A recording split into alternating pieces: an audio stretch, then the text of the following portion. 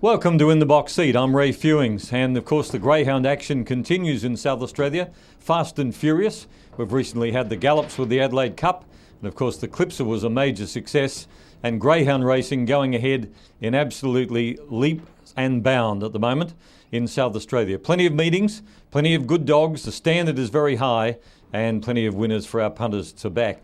Big news in greyhound racing in South Australia this week is that Greyhound Racing SA is actually looking at running a second Adelaide Cup this year. We've recently had the Adelaide Cup won by Kilty Lad in January, and they're eager to get away from the summer part of the Adelaide Cup, where there are a lot of big races on at that time, and they're actually looking at a second Adelaide Cup this year in the spring. So we'll have two winners for 2011, and then of course we'll have to wait for the spring of next year for the following one. So very interesting idea. I think if we can fit in and dodge some of the big carnivals, it's certainly going to be a plus for South Australia. Anytime we can see those great dogs in South Australia is certainly good for the sport, which is going ahead very fast, leaving harness racing well behind as far as the market share is concerned. The other intriguing thing I saw this week was in New South Wales, they've actually allowed a breeder to mate his brood bitch with two stud dogs on the one season. The idea being that he'll get a mixture of pups from the two sires. Be a bit expensive. He'll have to have them all DNA checked and work out which ones are fathered by which of the two dogs. Or if only one of the stud dogs succeeds, at least he's got a litter, whereas he may have missed before. So some of the local stud masters are keen to follow that as well. Certainly great progress by greyhound racing, and you can only do it with the greyhounds because of course the horses only have one foal at a time. But it's a splendid way of finding out whether sires are going to knit with your bitch, and if you get winning pups by one of the two sires, you know you can go straight to that dog next time around. We'll see what develops there in the near future. Well, there's plenty happening. I'm about to interview Christine Smith in a moment. Christine Smith is deemed with greyhound racing history. Her mother, Betty Brown, was one of the leading trainers here for 20 or 30 years, and Christine has followed on. She's got some nice greyhounds in work at the moment, and a little bit later on In the Box Seat, we'll have a chat with her. Plenty happening around Australia at the moment. At Richmond, I've got the Derby. It culminates on March the 26th. The best male greyhounds will battle that out. We had the Wentworth Park Gold Cup heats last Saturday night. Had a couple of South Australians there. Cascada Star was prominent right from box rise, but struck interference and was put out of her heat.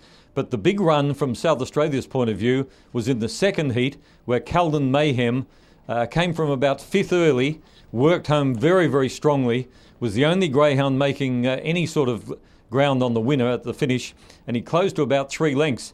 Now, that was his first run over the 7:31, and out of all the greyhounds that are racing in the Wentworth Park Gold Cup final this Saturday night, you'd have to say that Calden Mayhem, first run on the track, first run over 7:31, he's probably got the most improvement in him. The Honeys have been doing the form.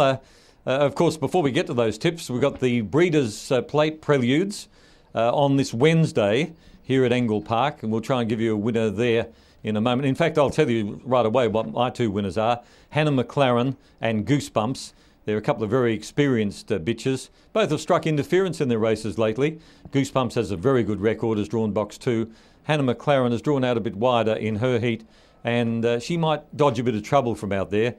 She copped a really bad battering on the first turn last week. So they're the two I'll be tipping you anyway for the Wednesday Breeders' Plate meeting.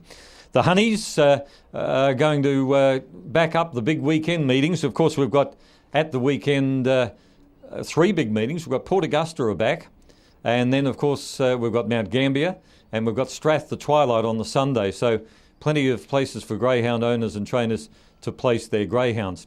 Now the Honeys, I'm bursting to give you these tips. I've been trying to hurry towards them all the way through.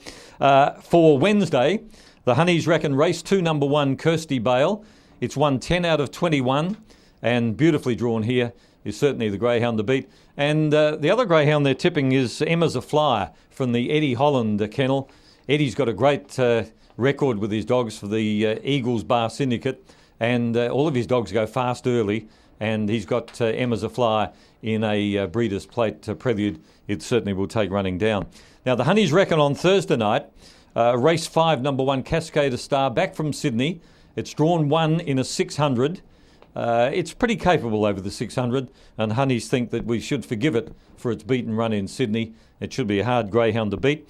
Their first 4 in that race is 1, 2, 4, 3. And another one of the Honeys' favourites is race 7, number 1, Noah Bale. Now, he's been going very well, Noah Bale. He ran into a very good greyhound last start, but he ran on particularly strongly at the finish. He also has won 10 out of 21, and he loves the track, he loves the distance, and the Honeys think that he's the big thing for race 7.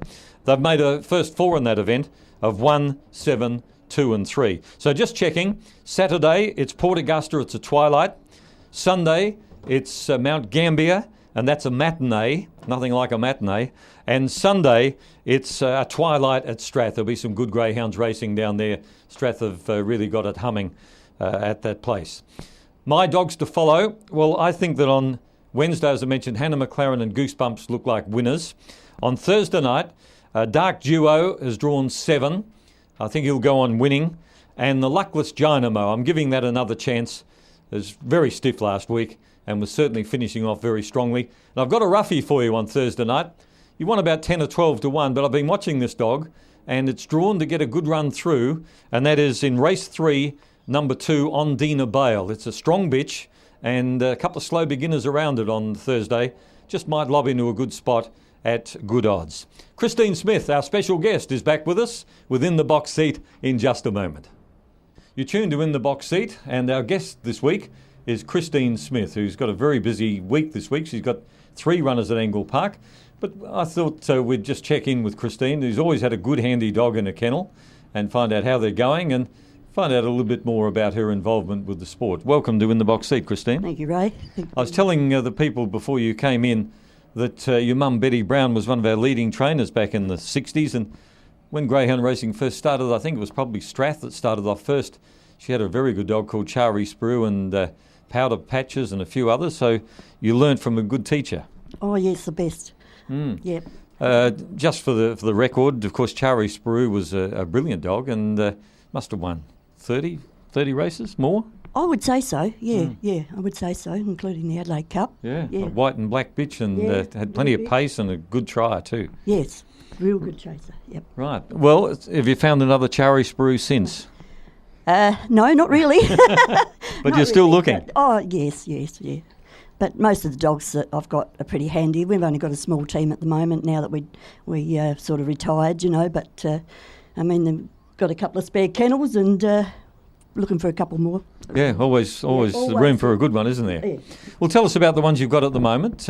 Urgent Lee, they're all racing on Thursday night, by the way. Yes, that's right. Urgent Lee's racing on Thursday night. Yeah, he's come into quite a handy little dog, quite consistent. A good one for the punters with their quinellas and trifectas and things, but he does try, so he's only a little fella, so yes, he's going along okay. I've called Evacuation winning at Pirrie, a big black dog. I thought he might be better suited to sort of 400, 450. Do you agree with that, or can he handle the 500? He can handle the 500. He is coming home stronger than he has before. He's won over the 400 at Gawler, and I've put him over that, and he won that all right. And but he is coming home better than he was. He's getting stronger. And Fat Charlie, is there a story there? Fat Charlie is fat. Yeah, he's only been over about 3 weeks or something from Sydney, and it's taken me a little while to sort of get some weight off of him because he is quite plump, but I think he could handle. He was racing a little bit lighter in Sydney up until he was injured in November. And then he's come over here now, and it's finding it hard to shift.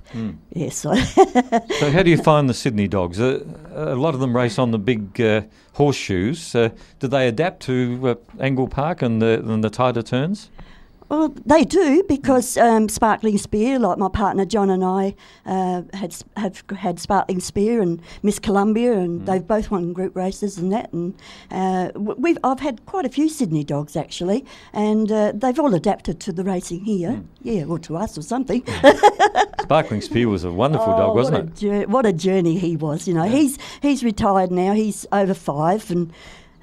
He's retired to a farm at Mudgee, and having a lovely time. But I guess he'd still like to be running around. But but injury finished him. Well, he went for several seasons, and you could just depend on him being in the money, and he'd finish on all of his races. He was great for the trifecta and the Quinella punters, wasn't he? Yes, he was. He was just so exciting, you just take off over the back and away he'd come, And before this catch on lure, he wasn't like that, but he certainly did enjoy it. But they don't all adapt to it, but he was one of them that did, Yeah, some of them love the grab on lure, and then others don't like the fact that if they're in the pen first, the others come in at 100 mile an hour and they get to dislike it. So it's certainly greyhounds for courses. Yes, it is. It is, yes.